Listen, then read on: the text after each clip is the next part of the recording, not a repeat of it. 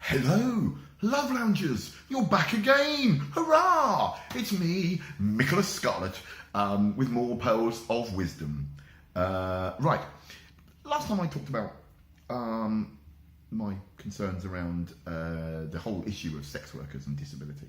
And in it I said you've got to sort of re-examine your own sort of thing. Are you giving out the vibe to be sexy? Are you giving out the partner vibe? And it struck me that this is something that I have seen all of my life in other disabled people. That they say, I can't find a partner, it's because I'm disabled. And yet I have looked at them and thought, well, they wouldn't find a partner if they weren't disabled. Because they haven't dressed well, they haven't got very good hygiene, they've got a very sort of aggressive, acerbic personality, or they're the kind of person that blames everything on something. You know, it's the kind of disabled version of, is it because I'm black? And I think that all of these things are a turn off. You know, people don't wander about going, I'm not going out with you and I'm not going out with you. There's a big, you know, some people have a list of things they won't do, and, you know, great, fine. But then you're disabled. So if someone won't go out with someone disabled, then that's really good, isn't it? Because the last thing you want to do is spend any time chatting up someone that doesn't do cripples. So actually, you know, that's, I'm sorry, I wouldn't want to go out with someone that's disabled. Brilliant, all right, see you, bye. That means you can move on to talking to someone who possibly might.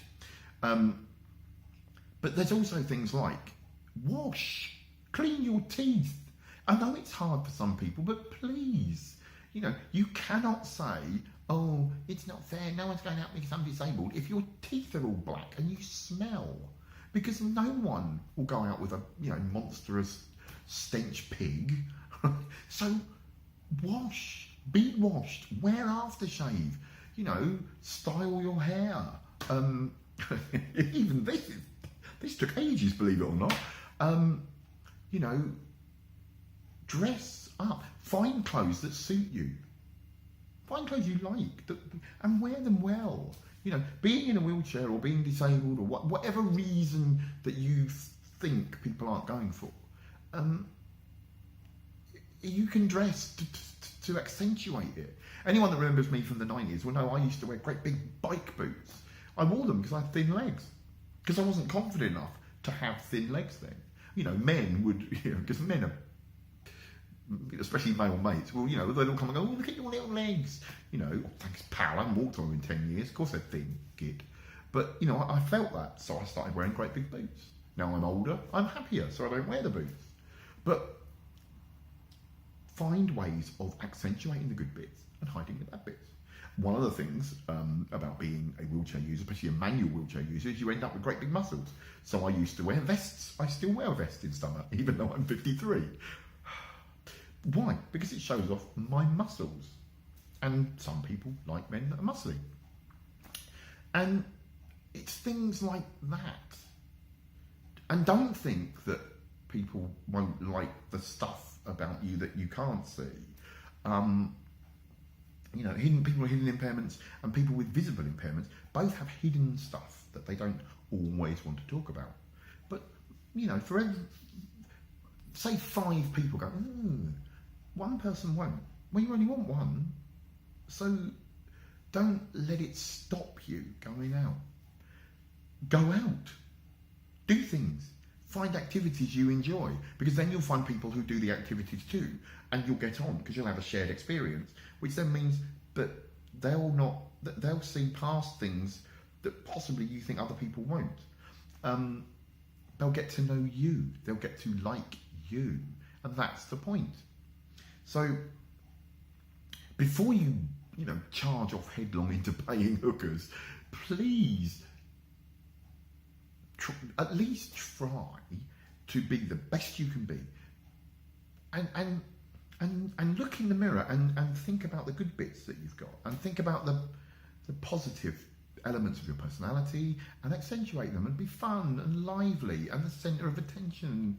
You know, it might feel weird. One of the things, the big myth, is people who are confident, like myself, are not going on the inside, because we are. It's just that we don't let that win. I do great big conferences and talks in front of hundreds of people, thousands. I think one of the first ones I ever did was in front of 3,000 people at a conference, and I was bricking it, but I wouldn't let anyone see. I am not. All it is that thing of, well, I'm not going to let the voice going win, and that's it. That's the difference between confident people and people with less confidence, is that we all feel rubbish. It's just some of us don't let it win. You tend to find as well that there are a whole group of people out there that you go, why is he with her, or why is she with him? And it's not, they've not got some kind of drug that makes the person fall in love with them. It's the fact that they don't listen to the screaming voice. They go up and go, all right, how you doing? And I discovered very early on that very beautiful people are also very lonely, because most people won't go up to them. So not only are we not doing things because we think people won't go out with us, but loads of people who are stunning get no action because everyone's going, oh, she's too pretty for me, or he's too lovely for any, or he'd just laugh in my face. Who cares? If someone laughs in your face, what's the worst thing that's happened? Someone's laughed in your face. If someone says, no, I don't go out with disabled people, what's the worst thing that's happened? You go, oh, well, and go out with someone else. Talk to someone else. You can't say, well, I don't chat them up. They go, hey, yeah, cool. And they go out with you. Brilliant. If they say no, remember, it's because they're shallow, horrible, and don't go out with disabled people. It's not because you've got anything wrong with you. That's a little trick. That's what I used to do when I was young. So, be the best that you can be. Try, dress up. Find a style that suits you. It doesn't have to be motorbike leathers and all black. It can be whatever you like, right? And stick with it and go with it. And people will like that. Be funny. Be whoever you are, but be the best version of it. If you are a grumpy, miserable sod, be a really clever, grumpy, miserable old sod. Because people quite like clever, miserable old sods. But they don't like people just go all the while. If you can be catty, be catty. I grew up in the 80s. Being catty was a skill. And just generally try. Don't let that word disabled define you in a negative way. Anyway, that's I've got no idea what that was. That was just me waffling about something that I'm quite passionate about, but I never really know how to put it in words, because at the end of the day, I want it to be nice, but it does annoy me that I meet people that kind of go, no one goes out to me because I'm disabled, and then you just sort of go, no, it's because of the smell or the way you look or the hideous personality. The disabled bit is just a handy excuse. To all people I've just alienated, I'm sorry.